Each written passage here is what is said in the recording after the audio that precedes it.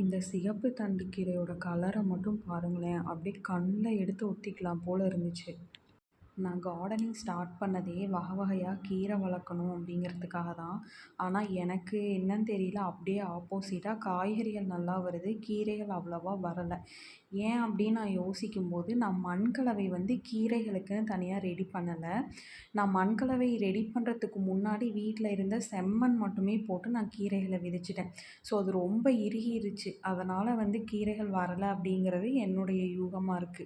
சரி வந்த கீரைய மட்டும் பறிச்சு நம்ம எல்லா கீரையுமே சேர்த்து ஒரு கடையலா கடைஞ்சிடலாம் அப்படின்னு சொல்லிட்டு ஃபஸ்ட்டு சிகப்பு தண்டு கீரை ஒரு 10 செடி அளவுக்கு இருந்துச்சுன்னு வச்சுக்கோங்களேன். மணத்தக்காளியும் பார்த்திங்கன்னா, பூ காயோட நல்லாவே இருந்துச்சு.